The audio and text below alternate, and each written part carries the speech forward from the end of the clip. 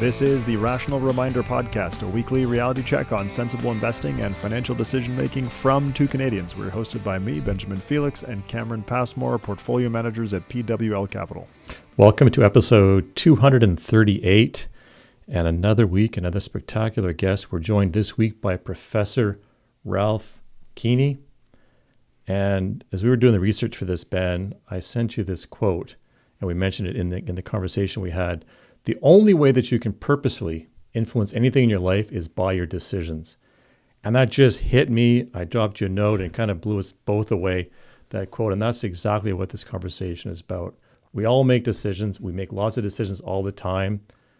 But people aren't very good at making decisions. And there's a whole process. And everyone should learn about this. That is the punchline. And that is the point of his book that we read called Give Yourself a Nudge, Helping Smart People Make Smarter Personal and Business Decisions. Which is Ralph's most recent book. But yeah, that quote and kind of the theme of this whole conversation is that and we were talking about this just a second ago, Cameron, a lot of this stuff is so simple, but not until you think about it. It's a whole string of those things where like that, the only way you can purposely influence anything in your life is by your decisions. That's clearly obvious, but both of us heard it for the first time and read it for the first time, and we're kind of blown away. But that there's so much of this throughout Ralph's work. He said so many things were so profound, but so clear and so simple, so clearly obvious. Yeah, once you hear them. Anyways, go ahead. Yeah, so Ralph is he's an authority on decision analysis. He's been doing this for a long time. Specifically in decision making with multiple objectives and value focused thinking, which is kind of the theme of our whole conversation. And one of the problems that he identifies in the book is that people are just not trained on how to make decisions. Mm-hmm. He's told us how people learn through trial and error, which again, of course that's how people learn how to make decisions.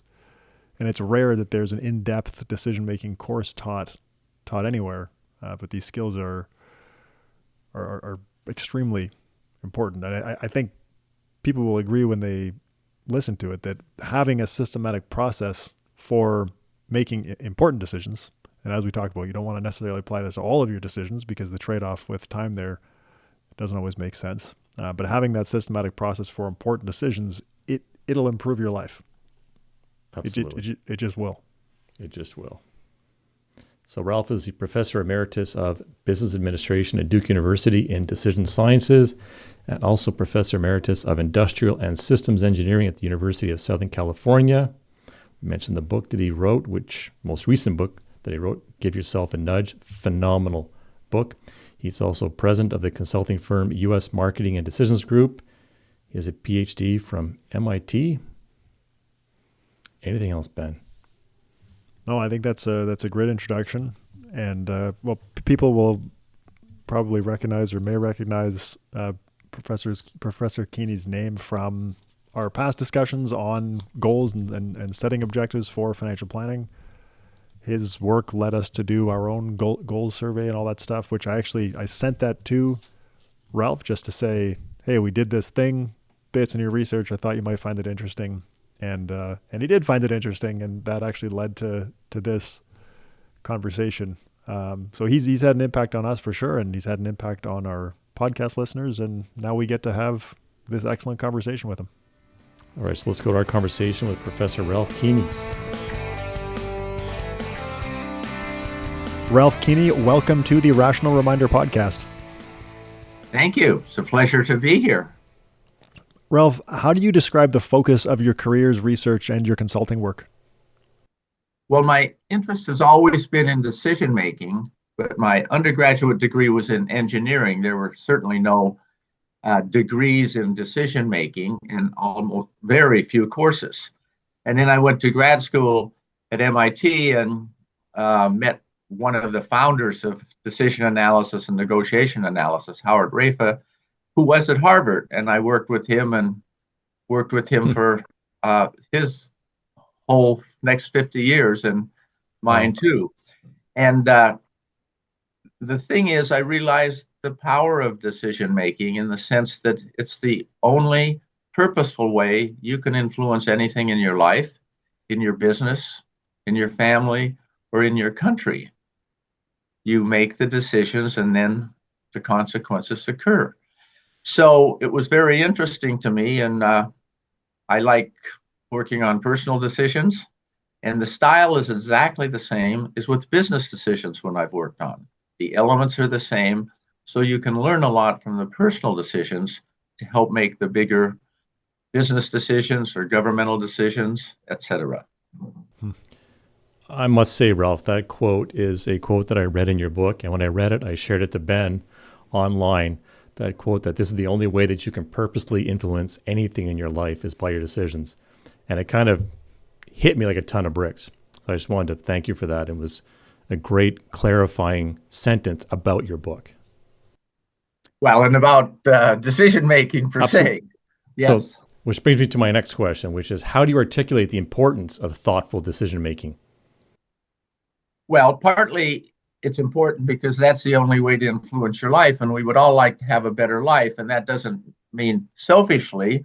A better life for an awful lot of people means contributions to the lives of others as well, and to their community, certainly their family, their country. And so that's what I think is so crucial there, and why it is, just because of that fact, which I didn't realize when I first started working out on decisions. I figured there's many ways to influence your life, but the word purposefully is key there. You can certainly influence your life greatly by acting without thinking, and particularly if you do really stupid things once in a while. Mm. Yeah, I agree with Cameron. That quote also hit me like a ton of bricks. It's you read it and it's like that's a big bold statement, but it's true. Like there's no way around it. It's the truth. You mentioned that you've got a background in engineering. I also did my undergraduate degree in engineering, and many of our listeners are computer scientists and engineers. I think that they'll be interested in the answer to this question. Do you view good decision making or good decisions as objective or subjective? Well, they certainly have subjective aspects, I think. So I don't view them as objective. In the sense is, why bother to make a decision? It's because you care about something. Now, many of those cares could be based on all kinds of subjective things. There's not an objective. That would be, I'm trying to figure out the right thing from externally for my decision. And in fact, the right thing for me to consider in my decision, like the right objectives, is what I feel is important. So I think the subjectivity is there.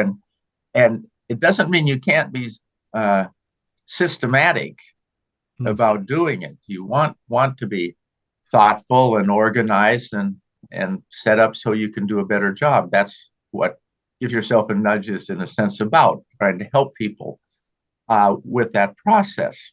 So I think subjectivity would be the answer there if I have to choose one of those two. How do you decide whether a decision is worth optimizing? That is a decision in and of itself with two. And I would say very few decisions are worth optimizing if you take the extreme. Whereas because it would take too long and there's just too much detail, and at some point you'd just be making slight improvements for tons and tons of more work. And for a vast majority of decisions, it's not worth it. So I kind of think of what should I do with this decision as how much time might I spend on it. So for instance, if I have an important dinner engagement to meet somebody coming up in a week, they're coming to town, and let's suppose I'd never met them before, but I had heard of them and know them. And now I would say that's worth a little bit of thought. And I try to think of how would it be good and enjoyable for me and good and enjoyable for them. And it's not just get a restaurant and I'm over. And I could say on a decision like that, if I even gave it half an hour of thought, and that doesn't mean I can't do it in a few parts, to get 4 hours of an evening to be a lot better than just mediocre is worthwhile. And I can give a short example that indicates uh, kind of an answer to that. So suppose you do have that situation. Somebody's important is coming to town and you have an opportunity to meet them. You're real excited.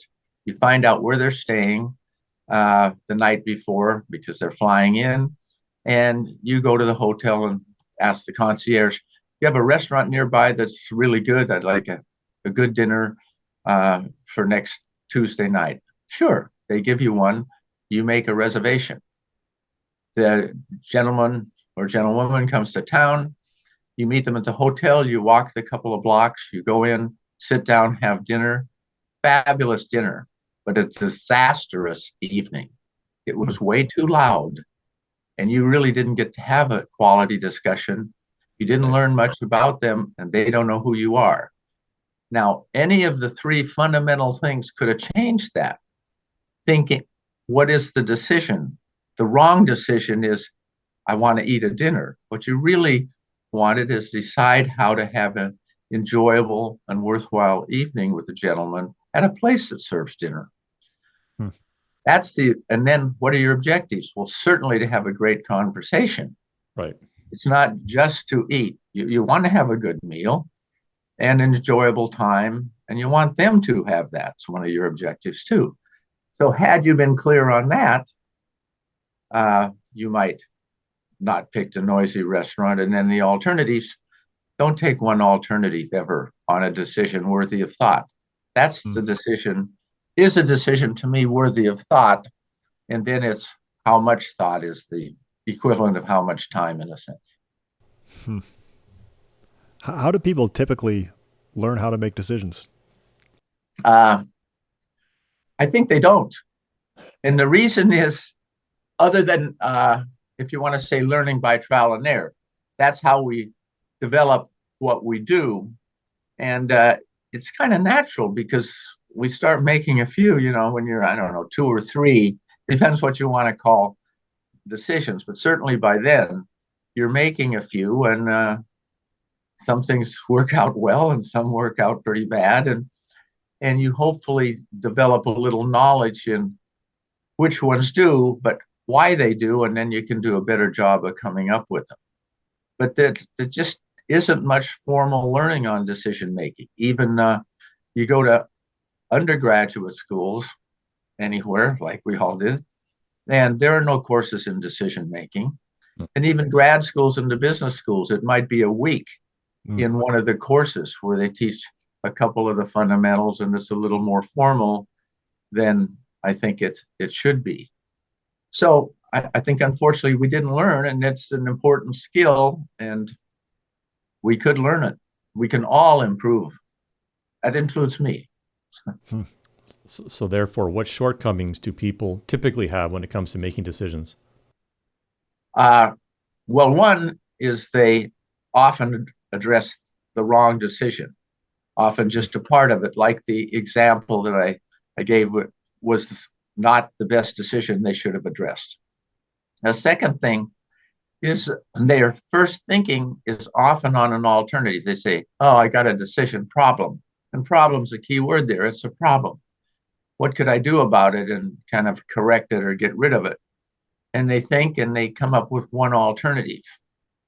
And they think, well, that might work. And then they give it a little bit of thought, and it maybe does work, and it does somewhat, it plugs the hole in the dam, but it's not a great alternative. They should think a little bit more and come up with a better alternative. And then a third fundamental error is they think of those alternatives before they think of their objectives. So then they're limited in their range of thinking about them. I think those are the 3 fundamental things, and they could certainly improve. Anybody could. Yeah, it's really interesting to think about. What can people do to learn to be better decision makers? I think there's a little bit of recognition that they would like to be a better decision maker. and hopefully believe that with a little bit of effort they can. Since we really didn't learn any decision making, we're at the beginning where the improvements can be rather great. And I think the best thing to do is to work on some personal decisions, because then you're not being judged by others. They don't even know what you're thinking about. They're smaller, but worthy of thought. I like the characterization of a decision worthy of thought. Maybe it's 10 minutes, maybe it's 2 hours, or maybe if it's what university am I going to and you're at that level, or what town should I live in? I mean, maybe that's worth a reasonable amount of time over a month or longer.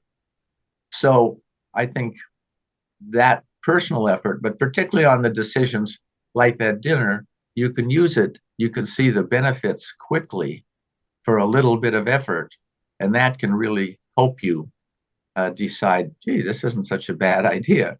10 minutes of thinking made that 4 hours a lot better.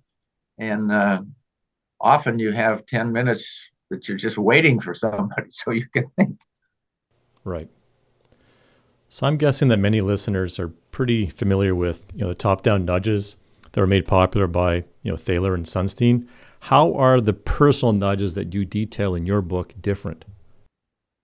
Well, one big difference is those top-down nudges are nudges by somebody who isn't the decision maker, because the decision maker's you. And the difference, one thing about the nudges I talk about is you make the nudges for yourself.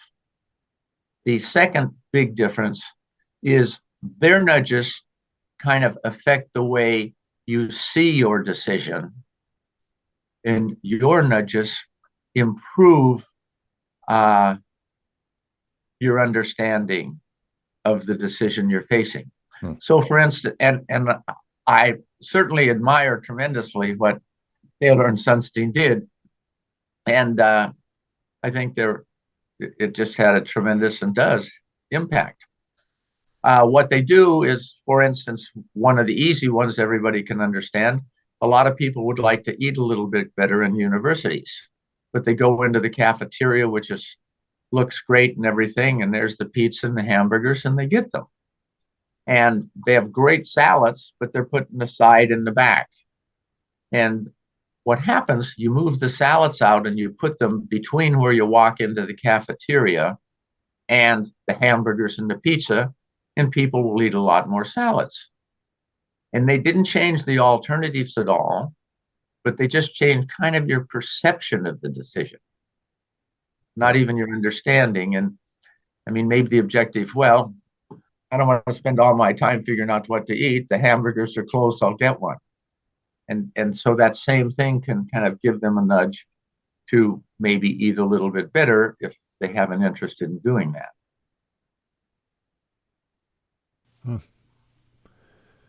Can you talk specifically about which flaws in our decision-making processes are corrected by personal nudges? Well, I think what they do is they just really increase your understanding, each one. I mean, when you give some thought to what decision should I face, or what decision am I facing here, you could come up with even a few alternate statements of that decision, or think whether you capture the whole thing. It's just systematically thinking of that issue. And then, of course, when you think of what are my objectives, any additional objective you come up with that's relevant to your decision is going to help you. Sometimes an objective will come up. I've had decisions like that I didn't think of. And then it just hits me, this one, and the decision's over. It's obvious what to do now that I also recognize that particular objective. And then the third, again, people are usually a lot better off if they have more than one alternative to consider. Because a great impact on a better decision is if you happen to think of an alternative better than the one you were going to choose, that definitely has a positive impact. What is the neglected front end of decision making? That's those three steps that I just talked about that I mentioned earlier. I just thought that was kind of obvious. People know their decisions. They just write down their objectives and the alternatives, and then they get on with serious thinking about their decision. Okay. And that's, to me, the front end. And that assumption that they know that, including me, I don't know mine without a little systematic thought in it. I kind of have a fuzzy idea. I need to make this decision. I mean, I've got, let's say, a 2-week vacation. Well, I need to make a decision about what to do then. That's how good a lot of decisions are framed. They should be framed maybe a little bit better, but you certainly want to think about, what do I hope to achieve or get or contribute in that 2 weeks? And often we think, what should I do for vacation in 2 weeks? Oh, well, maybe I could take a visit to one of those lower 48 states. Yeah, that'll probably work. And you're done. And that's 2 weeks of your life based on not enough thought, I think, because there's really a tremendous number of things that might come up that would be useful. And a little bit of thought on a better alternative would certainly enhance the quality of the decision. The back end, though, I should say, once you have that decision, you can either just through your best judgment, a little bit of data, or on big problems, real analysis, collecting data, building models, etc. You want to know first how well each of the alternatives measure up in terms of each of the objectives. So what are their impacts regarding them? I mean, an example, if cost is a certain thing you'd like to do, minimize costs of a certain decision you're making, of course you'd like to know the costs of various things. And then if convenience was one, you were thinking of, where to rent a chalet or something, or a locate where you would stay when you go skiing.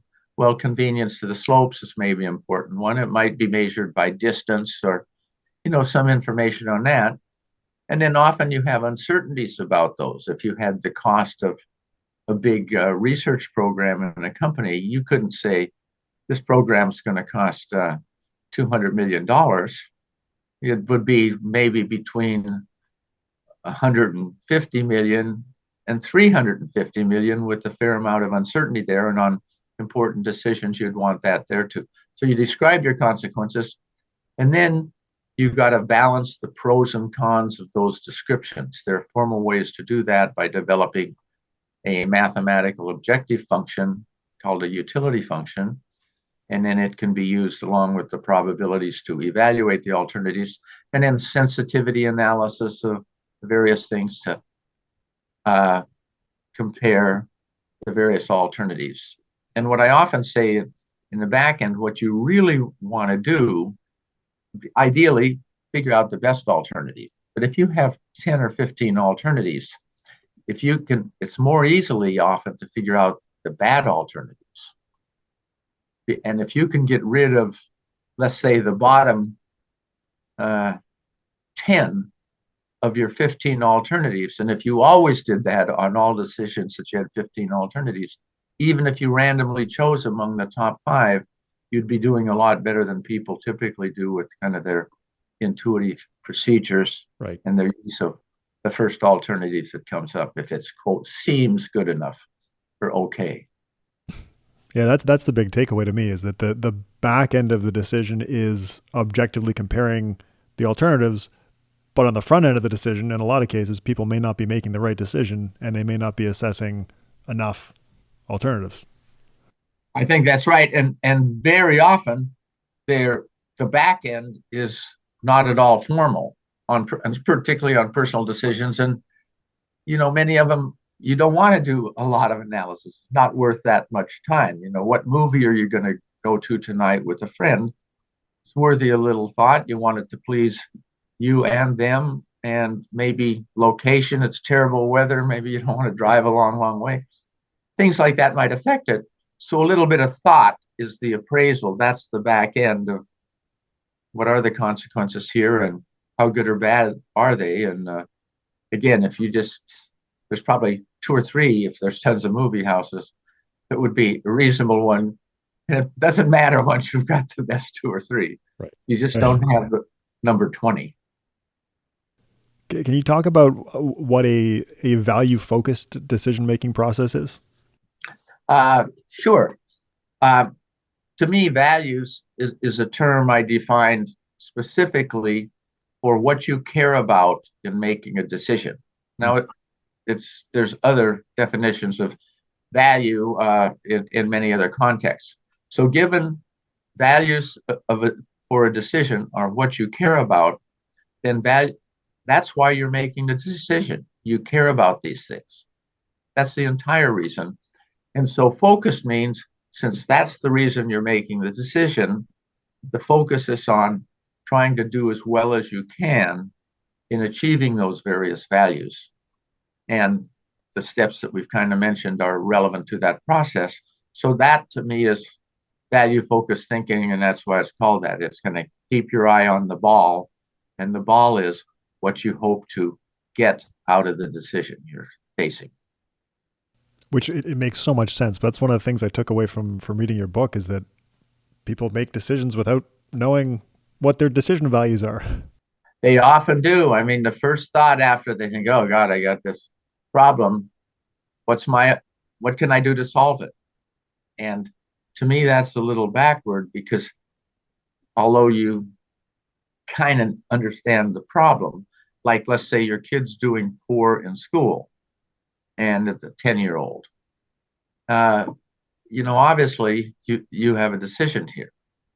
I want to make it such that he doesn't do poor, but there's probably other things that you'd really like to look into as why is that occurring and everything, and you'd be much better at creating alternatives, knowing the real objectives you hope to encompass or include in that decision.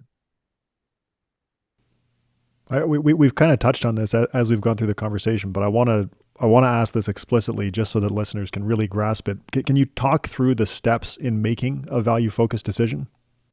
Sure. The first three are the ones that we've talked about, as you said. What is the decision I should face?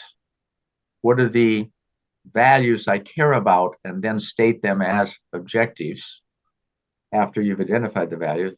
Third, what are the alternatives that I want to compare? And then four, how do those various alternatives measure up in terms of each of the stated objectives? So then you've got a good description of what the consequences are of the decision. And then you've got the balancing, the fifth, the pros and cons of those consequences on the different objectives for each of the alternatives. So that's the evaluative part. And then the last step is probably to do some sensitivity analysis because there are uncertainties there. And you want to know, well, what if I tweak this a little bit? And if it changes the alternative a lot, I mean, that's knowledge that would help you make a better decision. Because you could have the alternative that looks like it's really best with all these fixed assumptions might get pretty poor if you get very far away from some of that information. Where another alternative that was pretty good with all the fixed assumptions, it might still be really good relatively if those assumptions are slightly out of line or even more out of line. So those are the 6 steps I would have. So the front end has the thing we said, the back end is what are the consequences, and then balancing the pros and cons, then kind of systematically moving the inputs around to gain a better understanding of what the consequences may be. It's super interesting. Our world is in financial planning and financial advice, and it's so easy to work on the back end to run financial planning analysis and model different scenarios and run Monte Carlo simulation and all that stuff. But and this is what I found so striking about your book is that those first 3 steps are so easy to ignore or just get completely overlooked in jumping into the back end analysis. Yeah, I think that's right. Although I think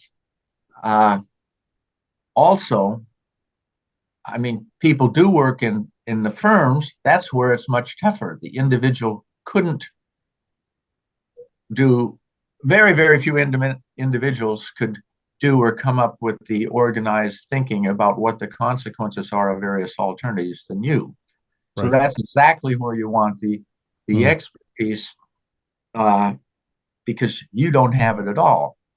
But it is certainly nice if I'm working on the right problem, a better statement of my investment decision than otherwise. And I think the work that you did on do people who invest in basically their money in various ways clearly understand their objectives, and you did an extremely nice piece of work on that, saying no, it's difficult there too, and it's not surprising. It's a tough thing to come up with all those, and I think probably those people who you've helped come up with what they really care about, then you're in a much better position to give them information that's even more relevant to the decisions they have to make, with the logic for that. Yeah, that's what we've been trying to focus on that in the last kind of couple of years, is not only where can we add value on the back end analysis, but how do we nudge, to use your language, people toward making the right decisions, or evaluating the right alternatives. And that's why I think reading your book it fits so well with the way we've been trying to think about the practice of financial planning. Well, in your financial planning, what's nice, if they understand their objectives better, and then of course you do because they communicated it, you're in a much better position to give them the better information for what they want. So it basically, it's not two separate things. So they get the same quality of information. They get much better information, not because of any shortcomings you had, but it's a shortcoming of information that they weren't able to provide. Now that you can help them, everything else should go a lot better on the tougher part of the decision. Right. So how do you define the decision that you want to make? Well, that one, I looked and I never found anything on that. And so I think it's kind of simple in the following sense. People kind of write down their decision and they might say, well, I'm not enjoying work too much, so I have a decision. Well, I don't know what decision that means at all. There's many things that could mean. And so to try to help people be a little more systematic, I mean, I want to clarify what it means that they're not enjoying their decision. And then the decision is, what are the range of things you'd like to do to change that? And one of the things that helps there, rather than write down, well, I got a decision because work isn't so great, use the word decide as the first word in the definition of decision, because then it's decide and followed by what, where, when, how, or something. At least that helps structure your decision. Like decide what to do and where to go. It can have two of them on my 2-week vacation. So that helps them. And then I think it's just practice over time that you get clearer. And one definition, or one thing I suggest to people, if you state your decision, decide something, show it to a few friends if you can, or even not friends if it's not overly personal, and say, what do you think this means? And if somebody looks at the decision and it says, like, decide what to do about work, they'd say, well, I don't think I quite understand what you mean. You want them to be a little bit more specific. You gave the example earlier with the dinner out of where a decision statement can go wrong. Can you talk us through the example that you have in the book about retirement and how that decision statement can go wrong? Well, I think one thing with that one is it's often framed as, should I retire or not? Now, it matters when, but they probably implicitly have that there. And maybe, they're 66, so quote, they can retire. that might be the decision that they should address. Could be that it's either totally retire or not, and right at that time. But many things one can do it a little more slowly. You could put more years in there. You might want to think about that being tied to something else. You might be retiring from a particular job you have, but have another option where you could spend some time, let's say 20 hours a week, not 40 if that were the standard. So on something like that, which is kind of life shaking. I mean, it just changes everything. If you've worked for 40 years and all of a sudden you're not, that's a phenomenal change. It's certainly worthy of some thought there to get it a little clearer exactly what you should be thinking about. And then I wouldn't isolate that from, although I've heard people say this, well, I'll decide whether I'm going to retire. And if I do, then I'll think about what I'm going to do.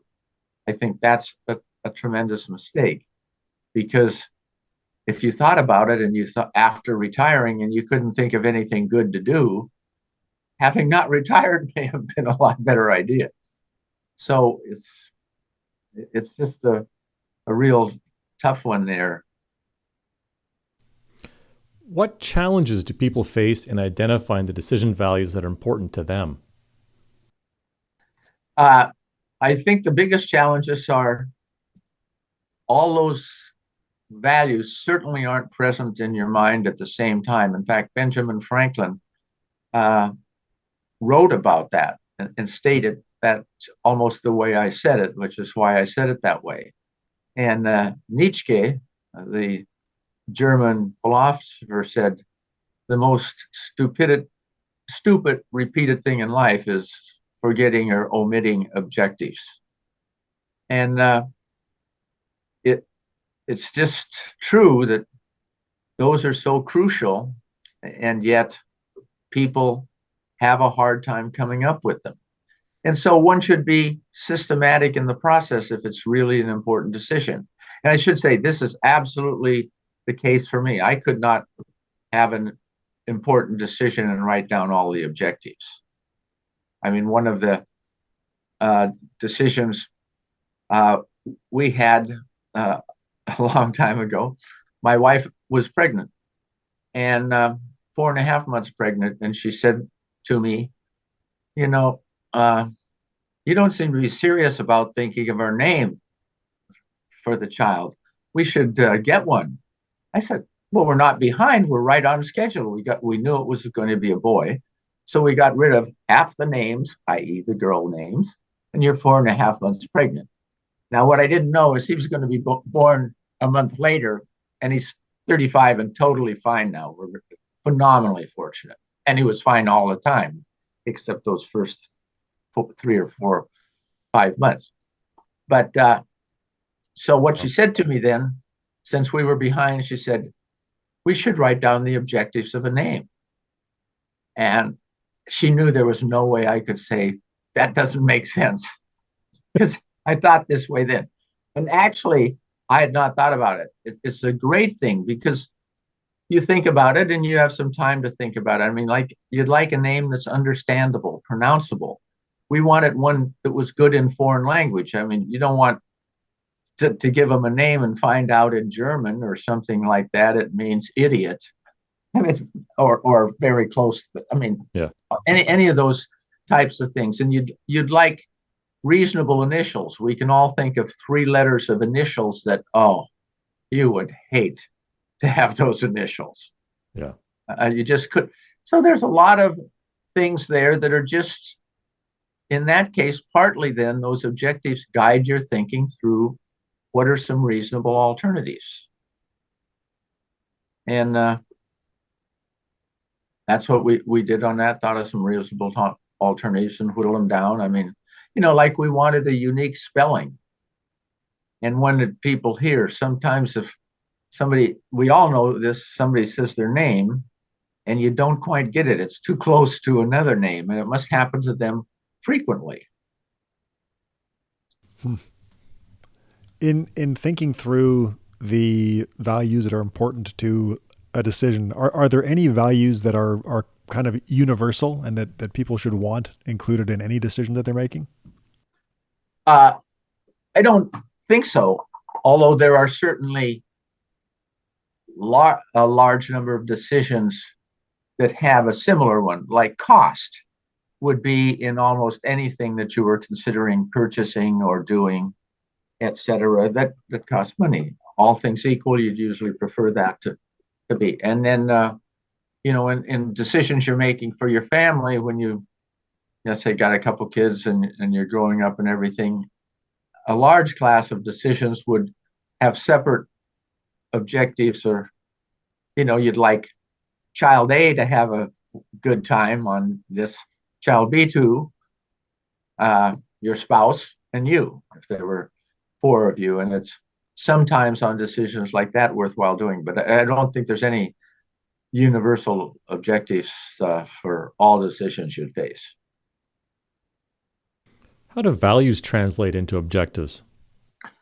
The Very easily, I think. And the reason when I started working on this, I learned, don't ask people what are your objectives, because they don't know necessarily what the definition of objective is. It sounds maybe technical to them, and they may even be thinking of something that's relevant, and they say, well, I don't think that's an objective, but you don't even know they're thinking about it, so you don't hear about it. So I thought values, and defining that as anything you care about, was kind of giving them the right to anything that comes to your mind regarding this decision, write it down, because I think you get more out of them that way. And then once it's written down, a value is something they care about. So then regarding that, you can say, now, are there any objectives regarding this? Often it is. They say, I care about the cost. Well, the objective is minimize the cost. I care about how long it will take. Well, minimize the amount of time. I care about that it looks good, if it's a product and looks of the product. Now, then there's probably an objective there, but you maybe want to be more specific about what makes it looks good, or what characteristics, if you can. Sometimes you can't, and so you maybe just create a qualitative scale for that decision of how good it looks on a 1 to 7 scale. And on a real important problem like how, let's say, disrupted looking an area is in the country where a big project has happened, I mean, so much could be in there. You could even put a scale of how it might look where there's little disruption to big disruption of pictures. So you got 7 pictures from not much at all, or maybe 0 disruption, down to where it really looks like an absolute mess. And you could, make those pictures on a real important decision. This is how it might look in various circumstances, and that would help people on that policy decision, for instance, of what should we do there and how should we avoid that kind of an impact. And that would help you create alternatives too there. On identifying objectives, the research that actually led me to you, which I then read your book after sending you an email. But that research had identified that people will typically omit a huge portion of the objectives that are later identified as being important to them. What are some of the ways that people can overcome that challenge? Well, the one thing you want to have them, again, feel that anything they think of that might be relevant is something they care about. So you've got to, that's one of the reasons to have values first. They can come up with more, but you're right. They certainly miss an awful lot of the objectives. And once you've had them do anything they can do on their own, there's a lot of questions you can ask them, like, think of a terrible alternative. And maybe they can do that. Well, why is it terrible? Well, whatever they write down is going to indicate something they care about. It just has negative consequences or could. What is a great alternative? Ideal. If you could just have it, no problem. Well, why is it so great? And you can keep, there's a lot of things indicated in the book that kind of stimulates thinking in that sense about potentially good or bad consequences in the decision. One thing, another one that you can have there is, say, suppose you chose this alternative. What could happen that would make this a bad alternative? And maybe they can describe that. Well, again, then why is it bad? What does that happening cause?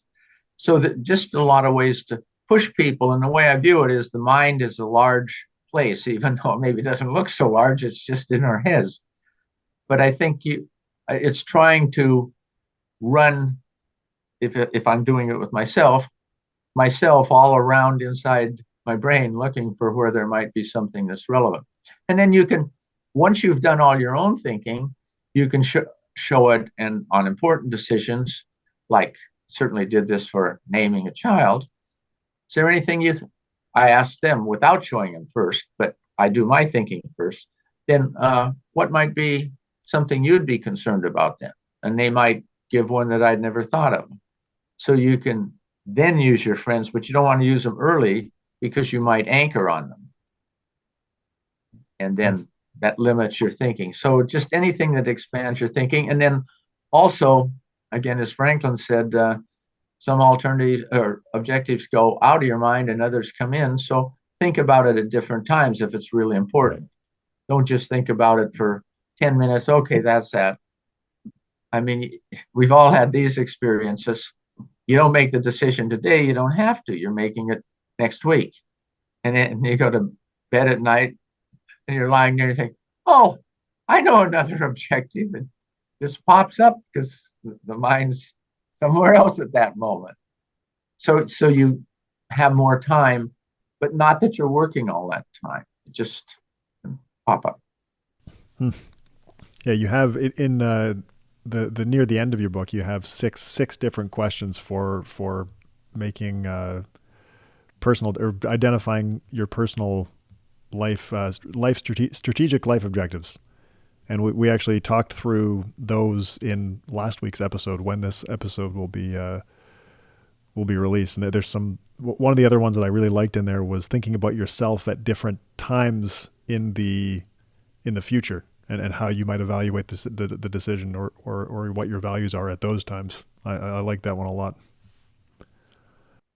Yeah, I think certainly when you have decisions that do influence things over time, it's worthy to consider what might be the relevant considerations in those later time periods. And there's different ways to divide them up, not only by age. I mean, one might be if you were young enough, but you had something that was going to go a long time, and you thought you would probably get married. I mean, there could be the single period, and then married period, and then married period with kids, if there are going to be kids, and then after the kids leave. And they might stimulate just different thoughts. It's just, as I see it, kind of a different look into the mind is what you're helping yourself do there. Yeah, I like visualizing the different circumstances. The thing that I really liked about it is that people like Hal Hirschfield have done a lot of empirical research on how visualizing your future self affects the way that you think about decisions, like financial decisions. So from that perspective, I think it's a really insightful way to generate values for yourself. Can you talk about some of the common pitfalls that you see in generating alternatives? Sure. I mean, I think there are a lot. I mean, the biggest one is not spending enough time. You want to spend a little time thinking about them. Another very big one is thinking about them before you think of your objectives. Because the only reason I care about any alternative is how well is it going to meet my objectives. Right. So if I don't have my objectives in mind, I'm not going to be very good at creating alternatives. I might be lucky and I could come up with a very great one. But so uh, I think that's a crucial thing. And then knowing that the only thing that makes alternatives good or better is how well they achieve the various objectives. So I think the foundation for stimulating thinking about alternatives is the objectives. So you might even prioritize your objective. If you have 7 objectives, 3 might be what you'd say is the more important ones. The other ones might be really matter depending on how they are. And then you just take it. Now, what would be an alternative that does great in terms of this objective 1? Just one objective. And so it's easier to think of that because it's not the whole problems. It's simple. So they can come up with one. Well, what's another one? So you do that a little. And then you take the second objective that looks like it's a pretty important one. And then the third, and you stimulate thoughts on them. Well, that in a sense might partly frame the range of some of the alternatives that you would consider.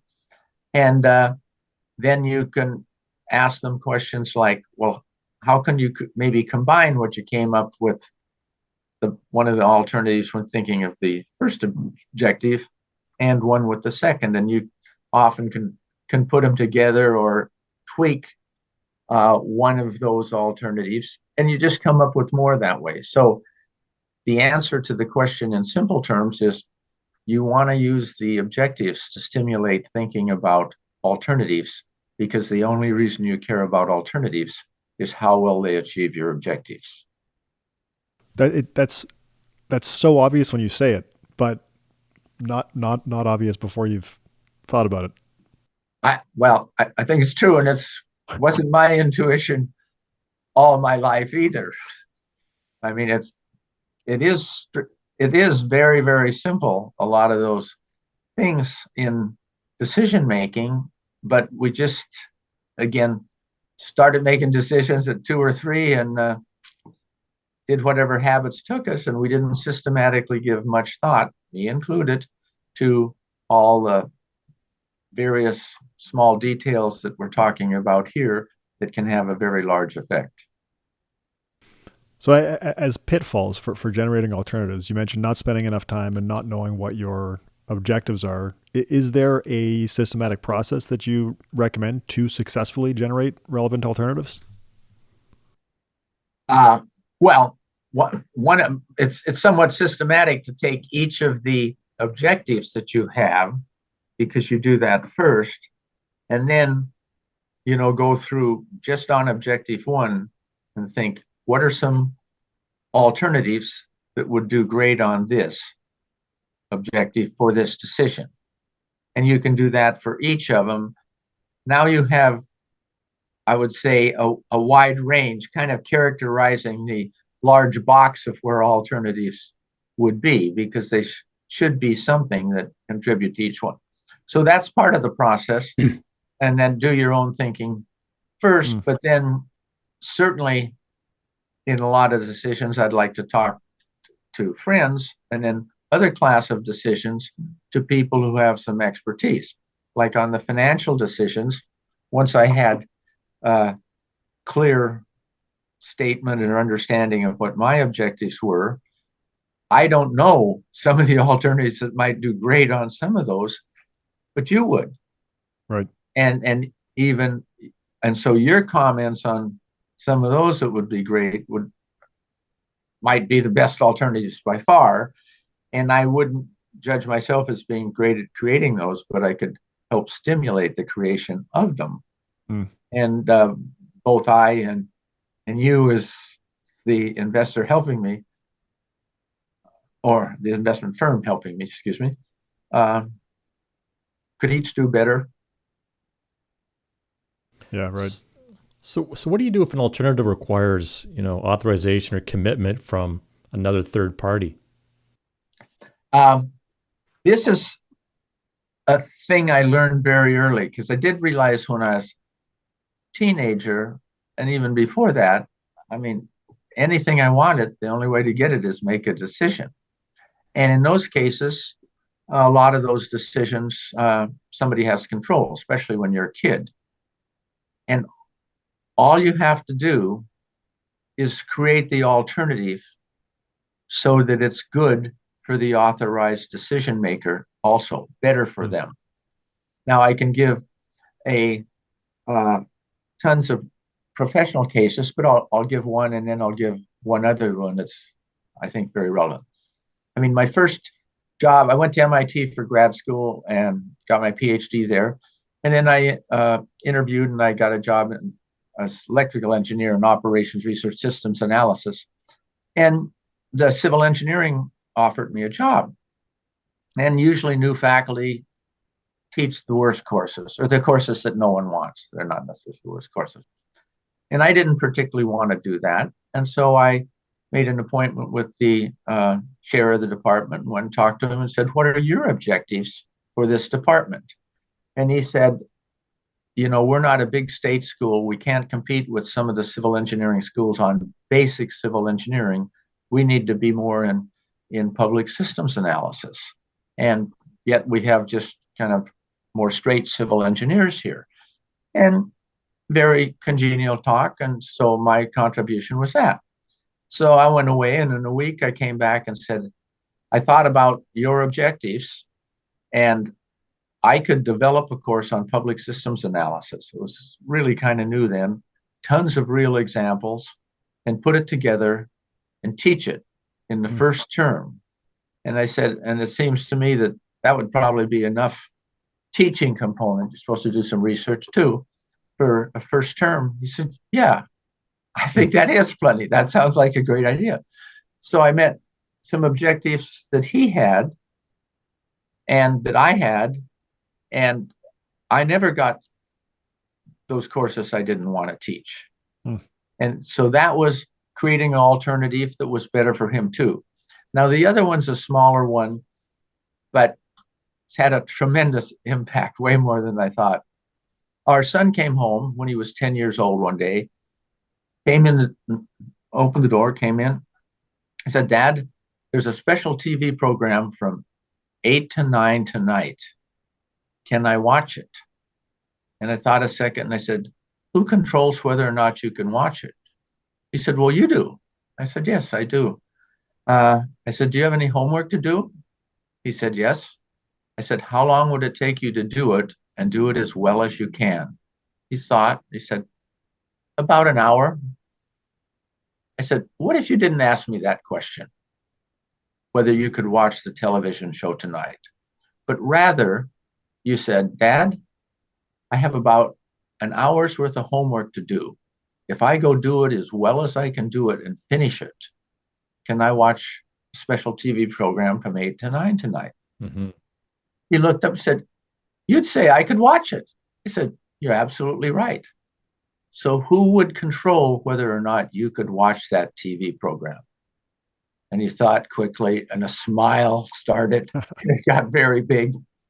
And he looked up and said, I'm going to go to my room and do my homework as well as I can do it. And he got it. I mean, all parents want is the kid to stay out of trouble and not do really stupid things and do well in school and some stuff. And he had tons of power. And the trouble is most kids feel they have no power. He uses that on me still, but it's not using on me because everything like that is better for me too. Right. As adults, I mean, you do that. You know, you want to do something with another adult. You think of what could we do that's good for them and good for me? It's just a natural thing. So that's the answer to the question of how you can get the authorization by the person who's the decision maker. Yeah, those are great examples. Mm-hmm. One of the other things that I found to be quite profound in your book is this distinction that I'm going to ask about. Can you talk about the difference between a decision problem and a decision opportunity? Sure. That distinction actually comes from a book I wrote in, I guess, 1991 called Value-Focused Thinking. And decision problems are usually problems. We sit around and we don't have any decisions, and then something happens. It's not so great. I mean, we get sick. The toilet stops working. Got to get a plumber. I mean, all kinds of things that there's a problem. And so it is a problem. And the only way to fix it is you make a decision. So I think the term decision problem comes up, and that's reactive thinking, which we have to react. I mean, if the toilet doesn't work, you need to do something about it. You need to react. But then, given that your life's going along, and then you get a problem, like lose your job, the quality of your life drops briefly. And you try to get another job, and hopefully you can get it back to where it was, or maybe even higher. And so that's decision problems. But decision opportunities and problems occur for circumstances beyond your control, usually. Decision opportunities are your life is going along, and you think of something that would make it better. Mm-hmm. And then, so you think the only way I'd make it better is make a decision. That's a decision opportunity because you created it. It didn't fall upon you for negative reasons. And your quality of life doesn't drop just because you thought of that. Now, if you can think of alternatives, it's something you wanted, that alternative will improve the quality of your life. So that's the difference between them. One, you create, and it's proactive. Those are decision opportunities. Decision problems occur because of circumstances, and it's reactive. And then the other distinction is you can't, in general, improve your life by solving decision problems. I mean, you get it back to where it was. So it's an improvement from after the problem. But it's not an improvement relative to before the problem, whereas decision opportunities are improvements relative to the status quo of today. I love that. And thinking through it, it just highlights the importance of knowing what your values are or what your objectives are. Yes, I think that's it. And I mean, sometimes one of those thoughts occur. You don't have to know your objectives to create a decision opportunity. You can just think of, wow, that'd be great to do. Somebody might even tell you something they've done or say something, and you just realize, whoo, the idea comes in. So you might not have stated all the objectives. I mean, it could be a great trip to Churchill or anywhere, and that it just comes up. You'd like to see the polar bears and everything like that, but then you think, gee, I'd like to do that. Well, then you can be a little more specific on what doing that means, and it might not be just go to Churchill. I mean, it could change a lot when you start thinking about other objectives that could be tied into that same decision that you might make.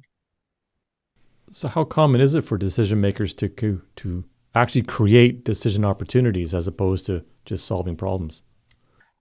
I don't think it's that common. A lot of people just are not active in managing their life, and they're reactive, and the problems occur, and they just try to solve them and keep things going. And I think there's possibly a little bit of a reason because it's always useful to have a specific term for a concept because then it's more likely that it gets understood and acknowledged and recognized. And I don't even think there was a term, or I didn't know of it, for what I call a decision opportunity. I'm sure others have done these things throughout their lives, but to have a specific term that differentiates it from decision problems, somebody probably also did that, but I'm not aware of it. And in general, most people are not even aware of that distinction. And since decision problems are problems, a lot of people, I think of decisions. God, I don't like them. It's always occurs because of something I wish didn't occur. And so they think problems. Who wants problems? And I don't want decision problems, but I do want decision opportunities. So we talked about the distinction between those two But can a decision problem be converted into a decision opportunity? I think sometime it can. Uh, uh, you know, you could say the example where I went to the chair of the civil engineering department was in the spirit that, in the sense that I took a job, so it was clearly evident I would be assigned something to teach, and it would probably, it's usually, you're brand new, it's the things no one else wants to teach. And so you could say that was a problem was handed to me, teach something I don't want to teach. So you can often think about that and get out of those things, I believe. So to wrap this all up, what concepts do people need to be able to apply to become value-focused decision makers? I think just basically the things we've talked about here. In the narrow, it's for any decision you have, think first about what do you care about, those are what I define as the values, and then state them as objectives. But more broadly, I think you want to go through the front end systematically that I talked about, and then whatever is appropriate for the back end. Again, for many decisions, it's no systematic analysis or anything like that, and it wouldn't happen, and very few people could do it. You'd need somebody to help you. Just like very few people can do the back end of comparing a lot of alternatives, financial alternatives for investment in terms of 3 objectives over the next 10 years, if you only had 3. They just can't do that. And they can't build a model and run it through. And well, what happens if there's a certain problem in the world? Well, they don't know what's going to happen to these investments. It's not surprising. I don't either on those. I don't have the expertise there. So I think that's the key 3 things that you really want them to do is the front end well, and that's good value focused thinking, as well as then great decision opportunities, which you create with your values, i.e. something you want comes to your mind. Yep. And then also the other thing is, how do you get the authorized decision maker? And that's so crucial in all kinds of things at work. And we all have done that. I mean, most people, if you have a family, certain family things, you need the authorization, and you want to do a family thing, everybody needs to sign on. Now, if 2 kids are 10, you don't sign them on typically. You tell them what they're doing in many cases. But certainly, as things go on, and spouses, I mean, a lot of those, both people kind of should sign up if you're going to do something together. So we've talked about a lot of information, and it's this systematic process to apply to making better decisions, which is profound, but it's also a skill set. How do you suggest people go about learning how to apply what we've talked about to their actual decisions?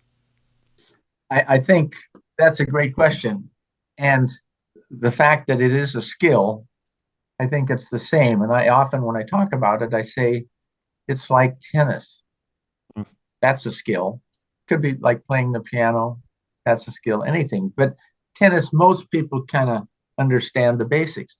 I said, you could read everything written by the experts about what you need to do in tennis.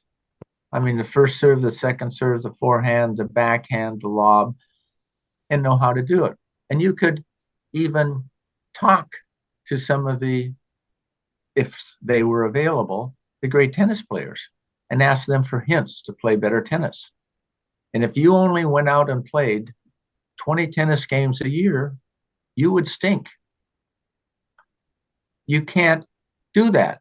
You wouldn't do anything right, hardly. And that is because you need to practice.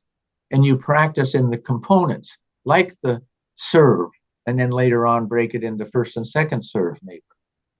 And you practice all these things. Then when you play the game, you'll be a lot better.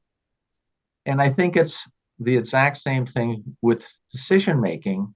As it's a skill, you need the practice. And I didn't quite get this years ago, and more I'm learning this is uh, you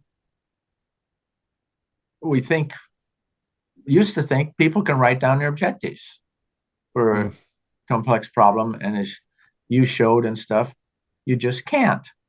So one of the things, the place to practice is personal decisions. They're not as complex, they don't require as much time. No one's judging you and would judge you because you missed an objective there that they happen to think of. So that's where you really get to practice. And if you do this a few times, and the nice thing about the nudging, you practice and you think of one objective that you missed, it might lead to an alternative that's better than any you thought of.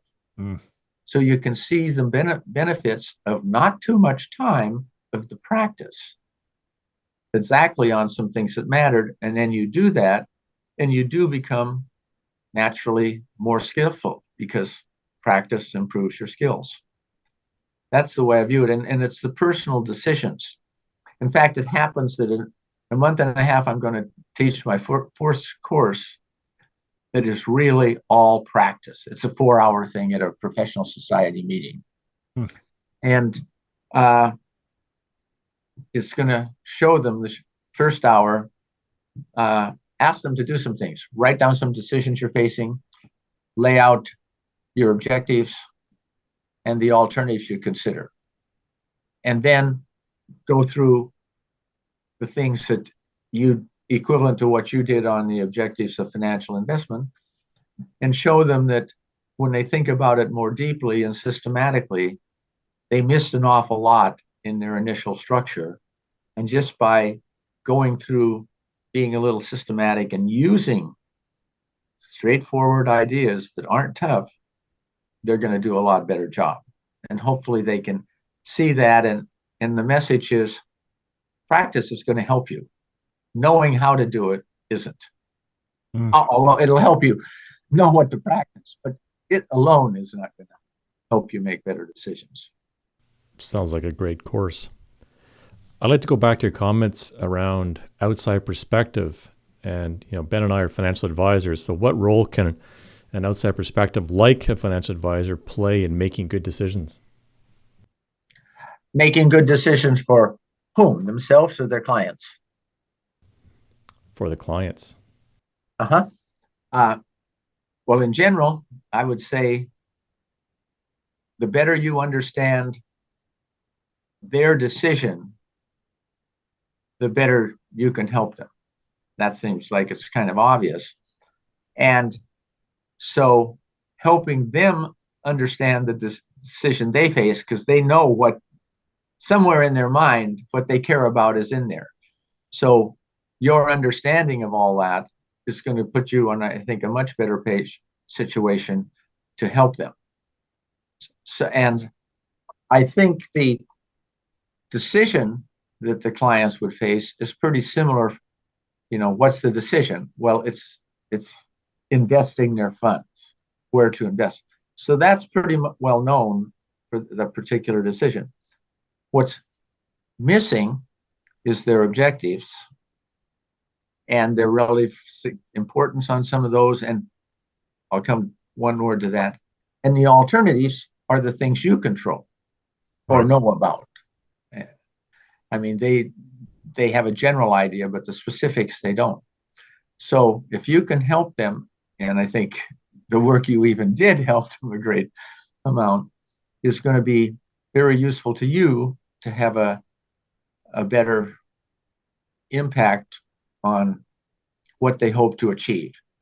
Now, the one separate thing I was going to say, one of the biggest mistakes people make with objectives is to say, they list them. Well, I want it to be high quality and cheap cost, just to take a hypothetical situation.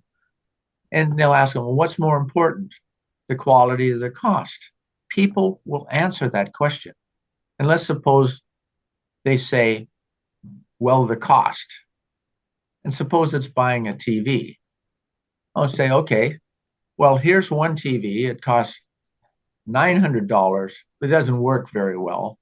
But here's another one, $920, and it's fantastic. It does all kinds of things. Which do you want? Oh, I'll take the 920. Well, you just told me cost is more important, and you chose the most expensive one.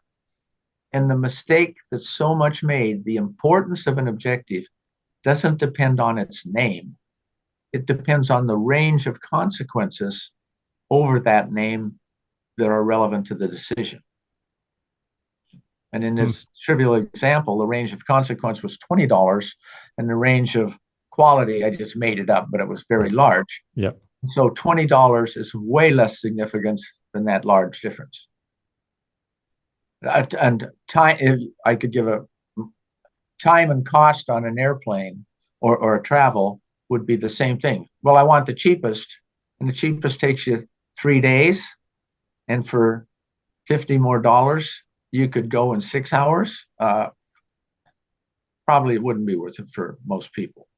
So that's a tremendous error people make in their thinking, and it would be relevant to, sometimes explaining some things to clients that you deal with who can get mixed up in that because they can get hung up. Well, the most important thing is, and it maybe is given the big range that's theoretically possible, but if the alternatives have a small range on that particular one, that isn't the most important thing.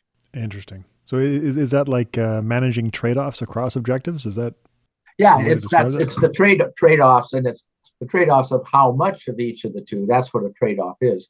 So that is handled explicitly with the trade-offs. Like, is $20 more important?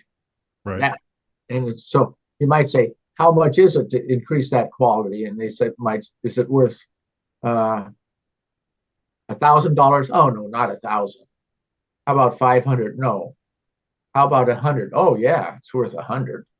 So it's somewhere in that range, and maybe it's worth 200. Well, in the example I gave, it's only $20 difference, so the quality swamps the $20 there. Right. So, at the risk of being repetitive, because this has been a theme throughout our conversation, how do you take everything that we've talked about and apply it to living a good life? Well, I think it's useful to think about what one's life's objectives are. I mean, what you want to get and what you want to contribute. And one of the things I did this years ago, and they're structured in my books, but I thought of three things. A lot of people will say the most important thing in their life is their health. And, if you had fabulous health, but nothing else in your life, nothing happens. It's just not there. And the three fundamental things that seem to me you need to even have a life is you need, in current time, you need health, and better health is good. You need time so you can do things, and you need typically money in modern life so you can do other things. And even if you did extremely well on those three, you don't yet have anything happening in your life. It's what you can do given you have those things. And so you follow through, and the objectives, I mean, mine are what I get out of life, kind of enjoyment and fun, etc., that part. And then the other part is the learning, the understanding, they're contributing. And then what do I contribute to others in life? I like to maybe think that I've helped some people make better decisions. And I have had sometimes people come up and tell me they read something I wrote and it had a major impact on a crucial decision in their life. And they describe it to you, and you couldn't feel better. You just can't. And then you want to contribute to, your family and friends, and then maybe a little more to the world at large. And those are my really fundamental objectives. Now, there are means from those health, time, and finances that get to there. So I think it's reasonable to give some thought to life objectives, relaxing when you're doing it, and you'll change them and modify them a little bit over time, but then they get pretty stable, because if they're not stable, they're not life objectives. I did that. I kind of followed your process in the book of how to form your strategic life objectives, and I did my own, which was kind of a fun process to go through.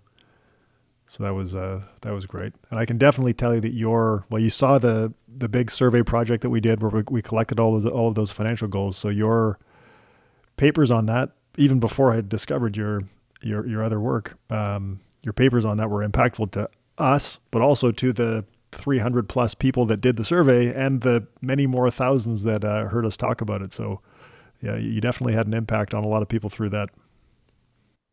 Well, yeah, I'm fortunate on that. It's great that you did that, and it's such a great thing to have done. I'm sure a lot of people in the financial field were kind of surprised, and some are probably no sayers. No.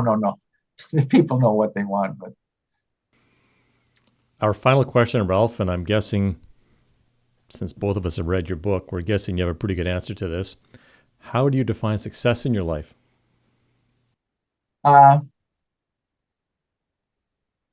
Well, in the technical term is how well I'm measuring up in terms of those things I said are the fundamental objectives of my life.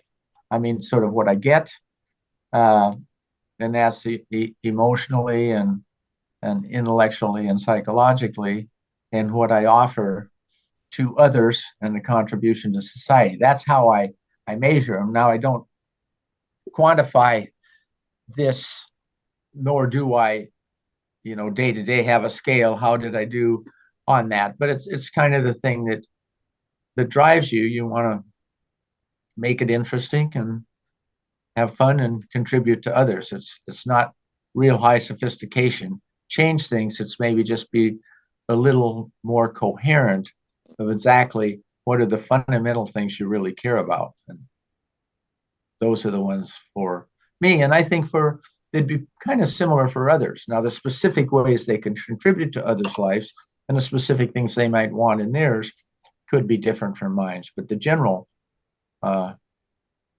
think, would be pretty similar. Yeah, I think that's true. And I think it lines up with a lot of the stuff that's come out of positive psychology in the last little while. Your objectives and my objectives match up pretty closely to what generalizes and what seems to be important to people leading good lives. All right. Well, Ralph, that's the end of the questions that we had for you. We really appreciate you coming on the podcast, and this has been an excellent conversation. It's been a pleasure for me. And one of my objectives is to learn things, and I certainly did. And another is to have a nice time, which I certainly did.